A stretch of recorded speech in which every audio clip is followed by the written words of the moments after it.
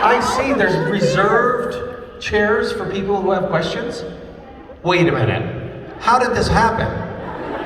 Did you get here early to get into that chair, or did you pay somebody for that? I paid Is there bribery involved here? Yes, I paid Dan Ford to let me be right here. Okay.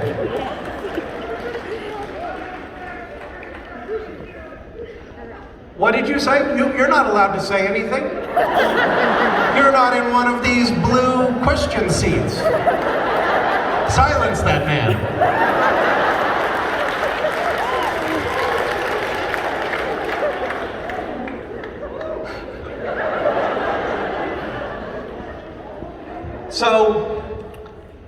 So presumably, it's the chair that you got up out of, it says reserved for questions, chair number 2. Is that correct? You can nod if that's right. Okay, incorrect. Man just sat back in that chair. Where the hell did you come from? What is happening? Who are they? Nobody's gonna tell me anything, it's just screaming. Okay. Listen, I'm gonna tell you how it works, okay? You have now...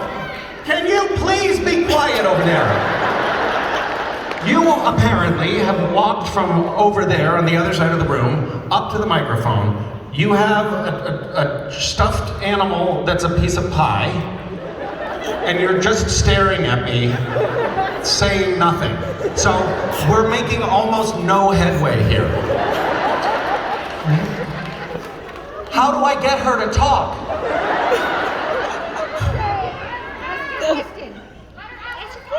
Hey, you're not allowed to speak. Okay.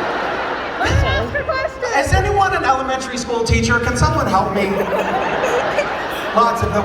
You are, sir? What do I do here? How do I get the class to be quiet and behave? I teach PE. Oh, you teach PE?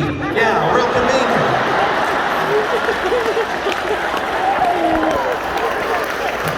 Okay. What's happening? Well, hello there. I'm your one and only Erica with my pie. Hi, Erica, with your pie? So, my question is... That's probably true, by the way. There is likely another Erica in this room, but your pants are falling down.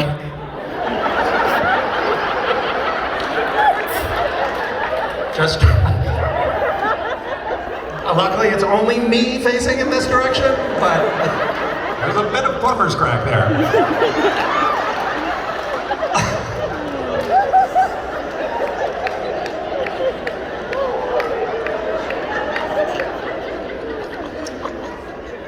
I don't think that there's another Erica in the room that's holding an enormous pie plushie. Am I right? Yes. So you are the one and only. Are you going to ask a question? Yes. So my question is, 15 years of Supernatural, and you guys are one big family. What was, their favorite fun moment with the Supernatural family?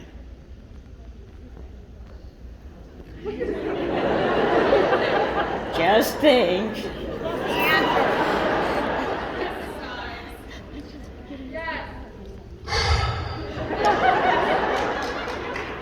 We did have fun. We did stupid things together. Ooh. For some reason, we would have wrestling matches and injure one another. At conventions, after a convention, we would sometimes go up to, Jared or Jensen's room and move the coffee table and fight.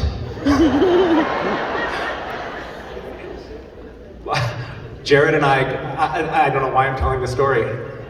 Filter, Misha, filter, apply a filter. Jared and I were having an argument one night about politics, and it got to a little push on the shoulder kind of moment. And it was all in good fun. But then we kept talking about politics while wrestling, and so very calm, timbre in our voice as we were discussing various different, I'm not going to tell you the specifics of the conversation, but I was right. And I didn't know this, but like 2 years later, Jensen was like, come here. He had made a video of it. And it was absolutely hilarious. Then when we got back, I remember when we got back to work, the makeup artist was like, Jared, what the hell happened to you? And I was like, oh shit, sorry man. He had like rug burn all over his face. And I was like, if it makes you feel any better, I can't really bend my right arm. Like something happened to my elbow. So that is actually an example of not fun. I will tell you that we did have we laughed a lot on set. And that was part of that was part of the glue that held us together. Unfortunately for Warner Brothers, that meant that they had to pay, over the years, probably 7 figures in overtime to the crew because we were just fucking around.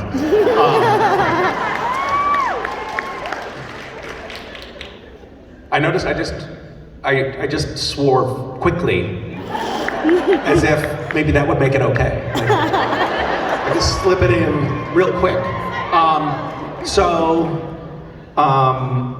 Yeah, I mean, I can give you a for instance of laughing. I guess now that I'm reflecting on it, a lot of the laughing was at my expense. What? And maybe it wasn't so great. We were smack dab in the middle of season something. I have no recollection. It was an episode called, I used to know this, My Bloody Valentine. And we're in the coroner's office, and Jared and Jensen are on one side of the coroner's table, the stainless steel coroner's table. We're only gonna have time for one question today. Sorry. They're on the other side of the coroner's table, and there are human hearts in a dish there, and I approach the table, and I say my line, which is something Cass' line, I don't know what it was. There are these hearts here. And I walk up to the table and I'm talking to Jared and Jensen in the scene, and we're rolling, the cameras are on me, which means the cameras can't see Jared and Jensen, and the director can't see what they're doing. And Jared, of course, had picked up a broom and was fondling this area under the table during my scene. And I was trying so hard not to laugh. But that's one of the things that gets me. Makes me laugh when somebody tickles my business with a broom. And I kept laughing, and the director's in the other room watching on the monitors, not seeing what's happening. It's Friday night, everyone wants to go home, and he's like, come on, Misha, pull it together. And I'm like, but that's not fair. There's a broom in my crotch. And so we did another take. This time the first AD removed the broom from Jared as if he were a child in a PE class. And then Jared just started making absurd faces at me, like, I don't know if you've seen that expression on Jared's face, but it's quite alarming when you're trying to do a scene. And I'd be like, there's hearts on the table. And then the director yelled at me again, and then finally Jensen was like, he's a stand-up friend, and he said, Misha, just don't even look at him, just say the line to me. And I was like, oh, thank you. Do another take, there's hearts on the table. And Jensen goes,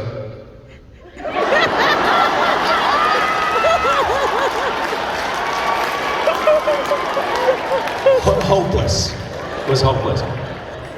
Okay, I think you've asked enough questions. Thank you.